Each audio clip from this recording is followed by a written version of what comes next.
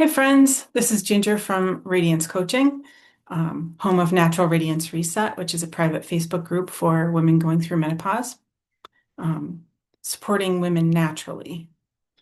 So today I thought I would talk about drama and how it affects us mentally and physically and ways that we can deal with it. So recently, a very close friend was dealing with some legal issues.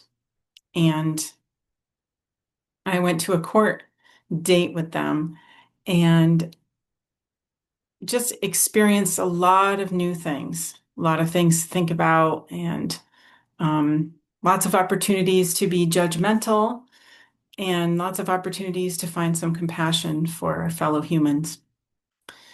And I thought I'd make a video about that experience and about the level of engagement that we choose um, when our friends, very close friends or family, or even extended friends, acquaintances are dealing with. Um, so I have never been a really dramatic person, not too interested in drama. Um, I've had a lot of people compliment me and say that they appreciate how calm I usually am, and that that's a quality that they admire and uh, something that is a positive aspect of my personality. And I think sometimes it might come about because of apathy, which isn't so great, but other times it comes about because of a conscious decision to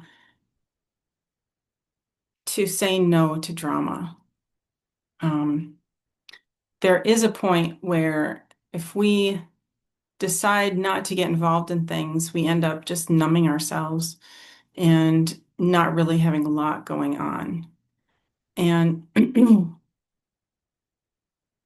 sometimes it's such a dichotomy. We often think of things as either good or bad. Um, and my beautiful, wonderful friend said to me once that life is to be lived, it's an adventure. And every experience we have gives us more. Um, so that has helped me look at things a little bit differently, but at the same time, there are many instances where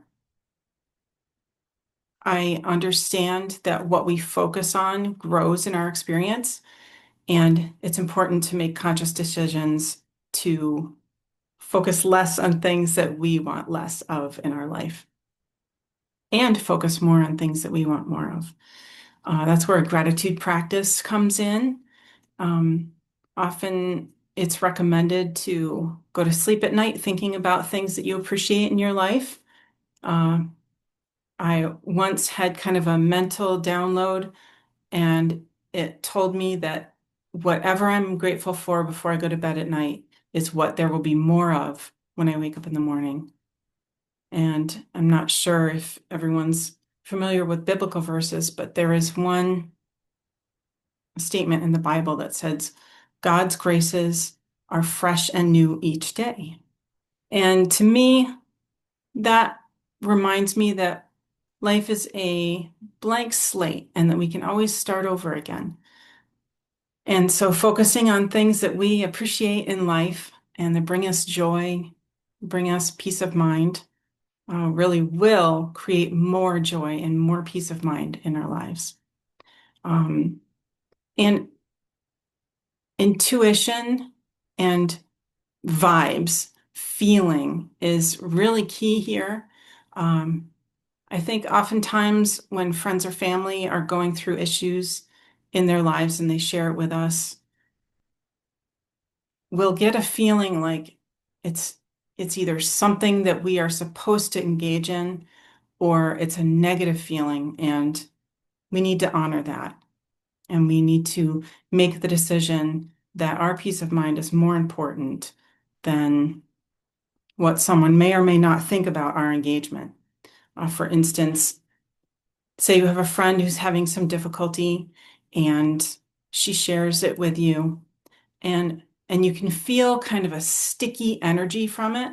Like she wants you to agree with her and she wants you to be in the fight with her. And there is something to be said for creating space for someone to live their experience and share it and to be kind of a just an open space for them to vent, sometimes people would say. But then there's other times where when we respond in kind to someone who's um, sharing something with us, we can end up feeding that fire that they have, not in a good way, and making them feel justified and creating more anger. Oftentimes, when my kids were little and something bad happened to them, like say they woke up after a nightmare, if I said, "Tell me about your nightmare," and they would go into it, I could visibly see and feel that it was distressing them, reliving that. And same thing with any kind of drama that they brought home from school. Asking them about it would create more of that negative energy in them. And in essence, that's how we traumatize ourselves when we relive things that were painful. And there is definitely a place and a time for working through things that have caused us pain and traumatic experience. But there is a point where we have to decide that the way we feel is the most important thing. And feeling good is what everybody wants, right? So Eckhart Tolle talks about the pain body being this kind of energetic thing that wants to fight and wants to be separate, and is fed by those negative feelings, the negative energy. Um, but really, that's not a good feeling. It's intuitively it feels sticky and it feels just I don't know how to describe it other than kind of like a parochial, like a narrowing of our viewpoint. And your heart space feels like it's closing in.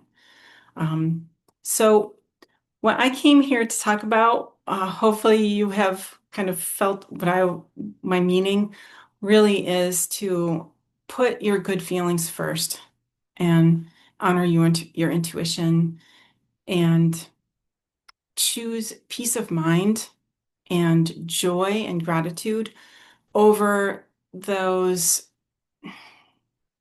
maybe at one point exciting, but really more sticky and negative um, feelings that come about from focusing on situations that we don't really want to engage in.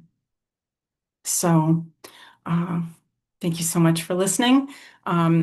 Beneath my video, there should be a link for a freebie, which is a 5-page resource guide to going through menopause naturally. Uh, it's a challenge this day and age when we've got the medical industry going full force um, for us to step back and realize what is real health that comes from real natural foods and fresh, clean air and water, and appreciating the sunshine and feeling the love in our hearts that we share with each other. So look down below for that. And I hope to see you in Natural Radiance Reset, my private Facebook group for those of us going through menopause. Tons of resources, accountability, and good vibes, hopefully. Thanks so much.